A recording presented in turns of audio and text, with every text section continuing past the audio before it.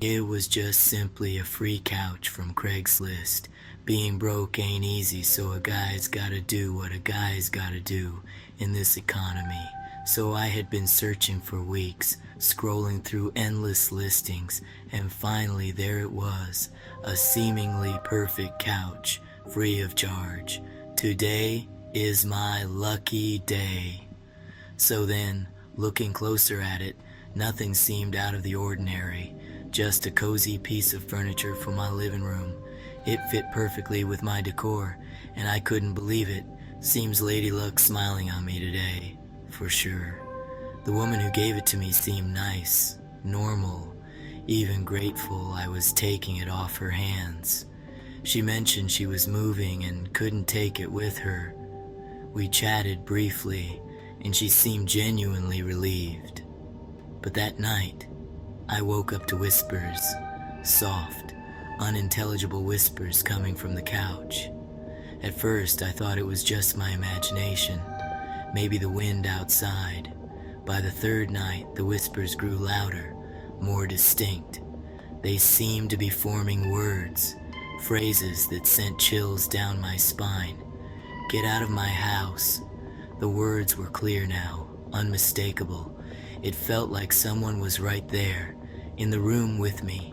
I froze, my breath catching in my throat.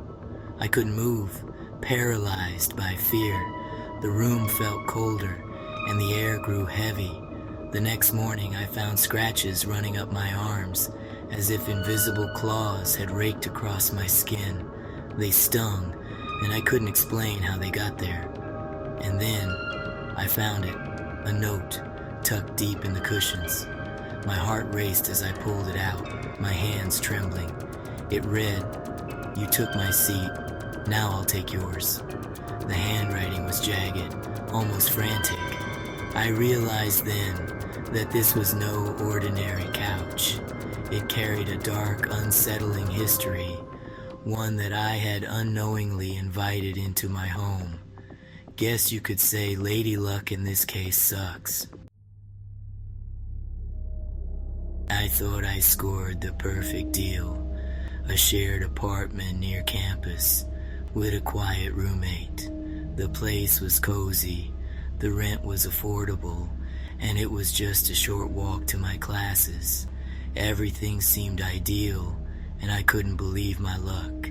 He was an older man, rarely home. He kept to himself, and we barely crossed paths. It was almost like living alone, which suited me perfectly. Everything seemed fine until I found it. A camera. It was small, almost unnoticeable, but there it was, hidden among my belongings. Hidden in a vent, pointed directly at my bed. The realization hit me like a ton of bricks. Someone had been watching me. When I confronted him, he just smiled and said, "I don't know what you're talking about."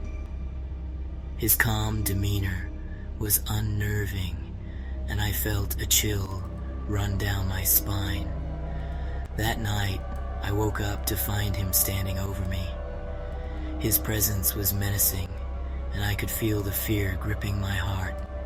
He was muttering something under his breath. "You're not supposed to be awake. Just let it happen." His words were chilling and I could barely breathe. I bolted for the door, but the locks were on the inside now. Panic surged through me as I fumbled with the lock, desperate to escape. My heart pounded in my chest, and I could hear his footsteps approaching. I knew I had to get out, but the door wouldn't budge. I was trapped. Before I knew it, my adrenaline helped me burst through the door, not caring that I'd feel that in the morning. I ran till I was out of sight.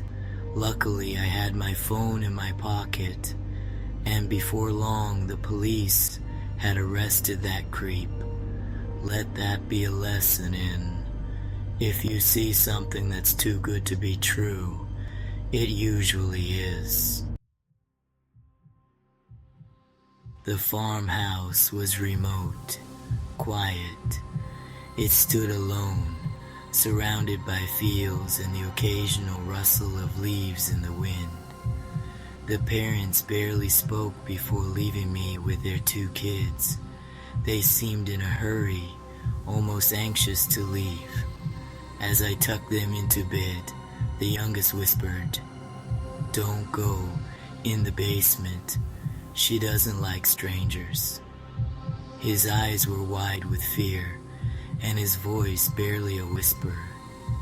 I laughed it off, but something about the way he said it chilled me.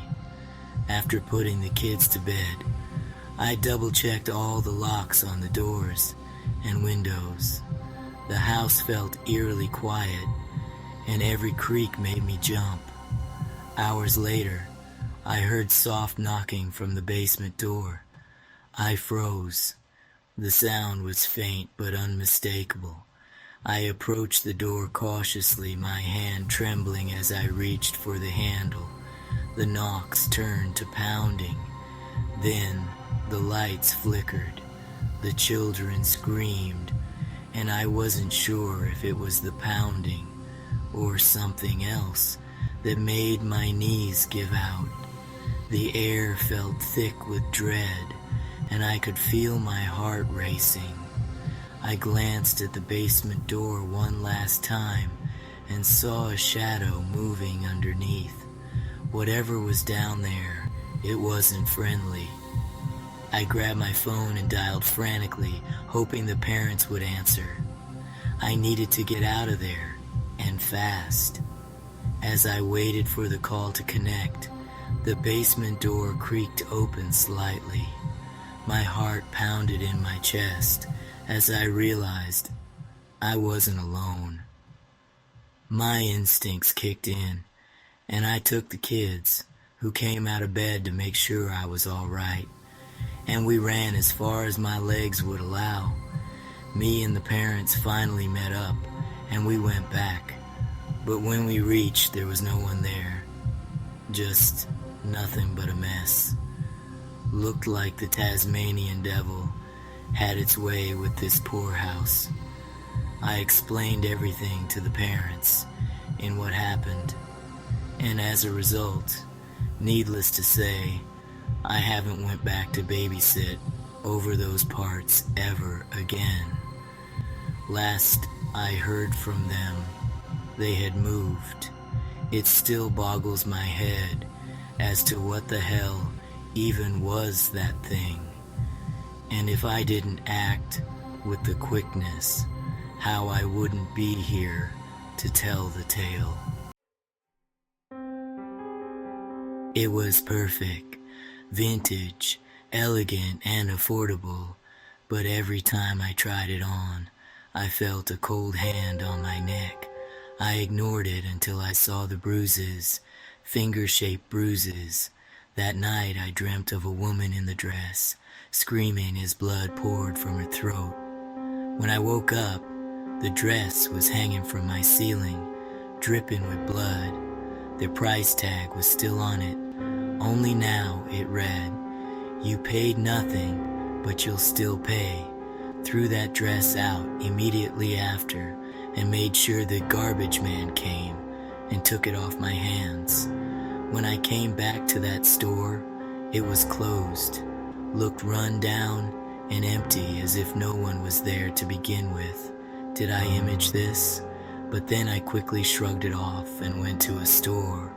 It was perfect, vintage, elegant, and affordable. Which one made your heart race the most? Let me know in the comments below. And don't forget to like, comment, and subscribe for more chilling true horror stories. Until next time, we're always watching.